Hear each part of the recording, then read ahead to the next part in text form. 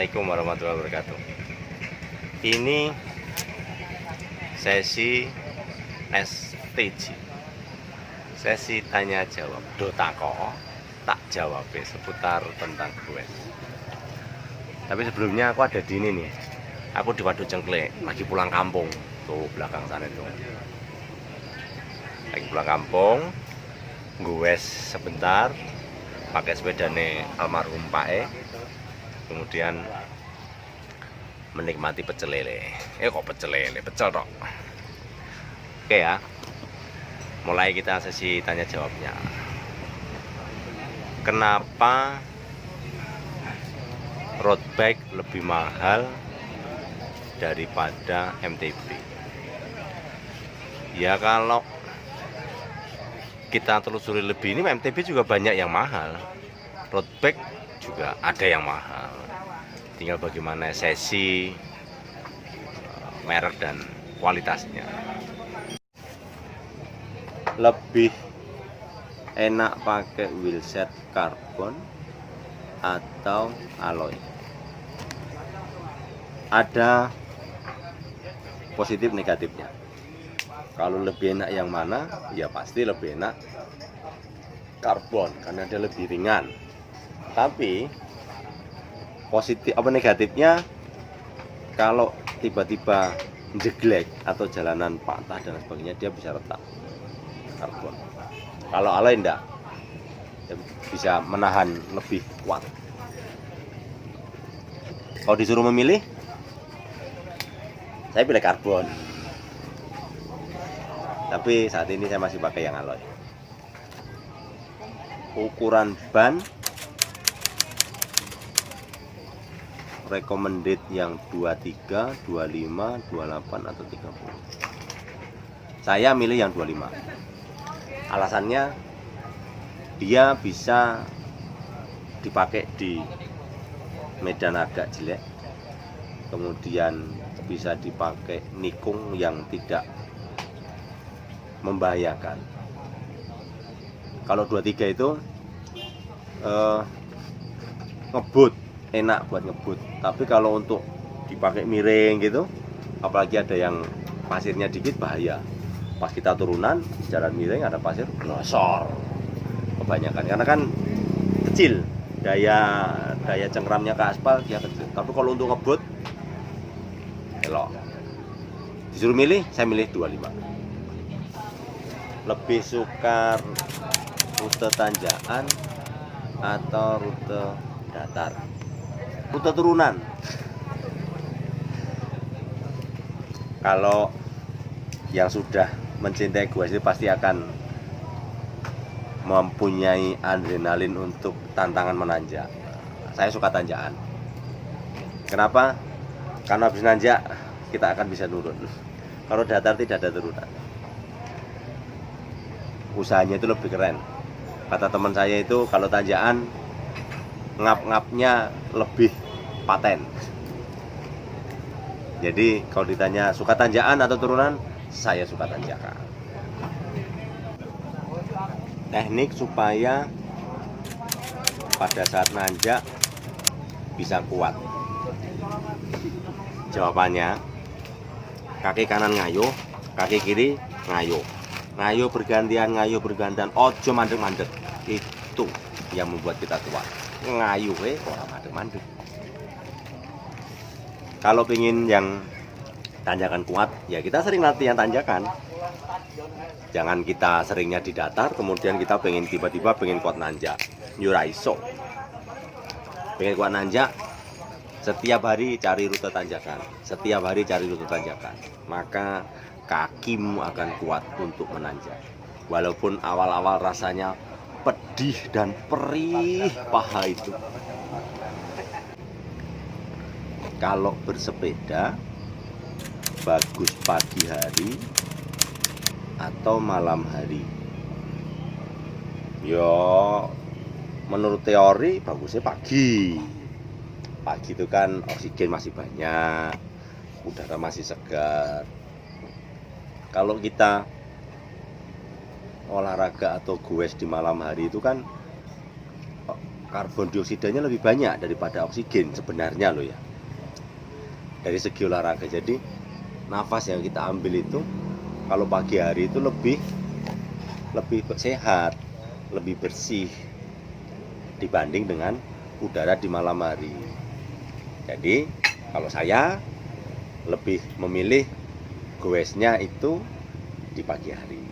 Habis sholat subuh jam 5 atau jam setengah 6 kita start. Pada saat bersepeda, teknik mengambil nafasnya dari mulut atau dari hidung. Dari mulut. Kenapa? Jadi gini, pada saat kita mengayuh, badan kita ini harus banyak membutuhkan oksigen.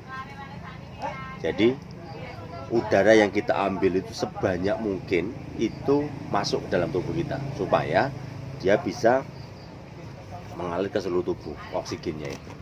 Kalau kita pakai hidung cuma sedikit, sedangkan kegiatan kita membutuhkan energi banyak. Jadi tekniknya mengambil dari mulut, buangnya juga dari mulut. Kenapa dibuang dari mulut?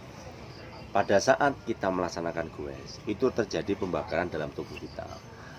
Artinya di dalam tubuh kita ini banyak mengandung CO2. Kalau semakin banyak CO2 dalam tubuh kita, itu menyebabkan pusing, pingsan, dan lain sebagainya. Makanya sebisa mungkin dikeluarkan sebanyak-banyaknya. Lewat mana? Lewat mulut.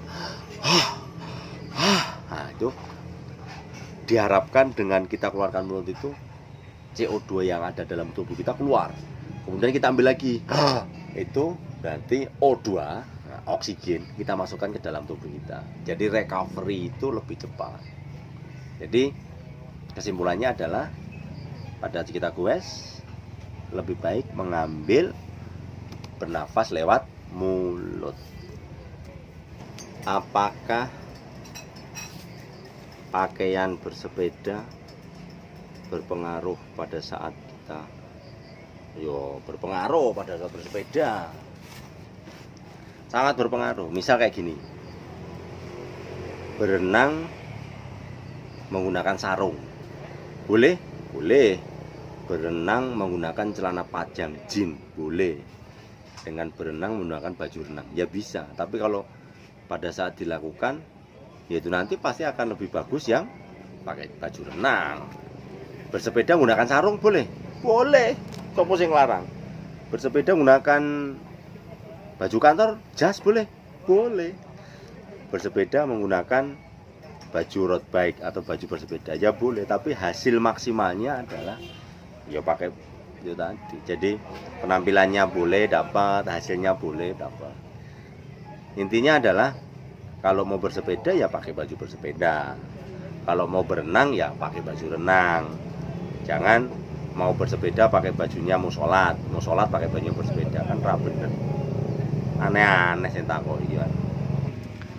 Berapa keadaan yang bagus untuk seorang newbie atau pemula seperti saya? Kalau saya itu membagi 3 kaden situ. Bagi yang masih awal-awal itu 80 lah. Latihan 80 di kaden 80 itu sudah lumayan. Kemudian menengah itu 90 sampai 100. Menengah. Kalau yang tinggi 120 kadennya. Jadi kalau kita masih merasa newbie, ya kita bermain di 80 terus selama 15 menit mungkin. Nah, kemudian naikkan lagi 90 sampai 100. Naikkan lagi 120. Dengan latihan yang continue, pasti insya Allah akan cepat untuk bisa menaikkan kemampuan sepeda kita. Saya belum paham tentang HR atau heart rate. Dan bagaimana cara menghitungnya.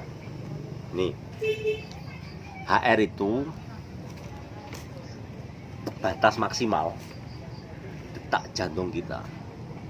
Itu heart rate. Cara menghitungnya secara gampangnya itu ya. Rumusnya itu 220 dikurangi dari umur kita. Misalnya saya ini 40 tahun. Baterai 220 dikurangi 40 itu 180. Artinya heart rate saya, HR saya itu maksimal 180. Itu maksimal, batas maksimal. Saat kita latihan, misal kita latihan cadence, kita ngelob, ternyata heart rate kita itu masih 140 atau 150, itu kita masih bisa memaksimalkan latihan kita.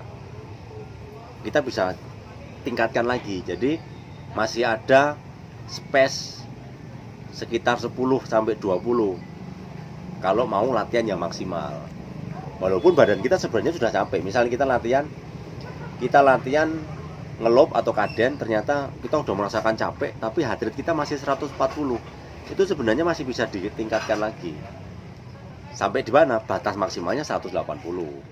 Kalau sudah lebih dari 180 tadi itu, ini kalau yang umurnya 40 seperti saya ya, itu beresiko.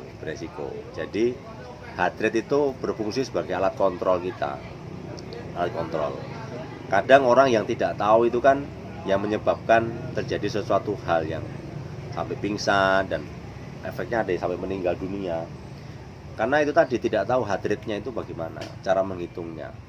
Tanjakan, heart rate-nya sudah tinggi, tapi karena dia dibully, dipanas-panasi sama teman-teman, ayo kamu bisa gini aja kok, tanjakan gini aja. Dia memaksakan, akhirnya tadi melebihi heart rate, bisa overhead. Kalau di mobil overhead jenenge. Jadi tadi heart rate itu batas detak jantung, batas maksimal. Cara menghitungnya 220 dikurangi umur kita, itu heart rate maksimal. Lebih spesifik lagi atau lebih gampang lagi ya pakai alat pengukur, jam pintar. Jam itu kan ada tuh, kemudian di speedometer itu kan juga ada penghitung detak jantung. Itu yang namanya heart rate atau heart.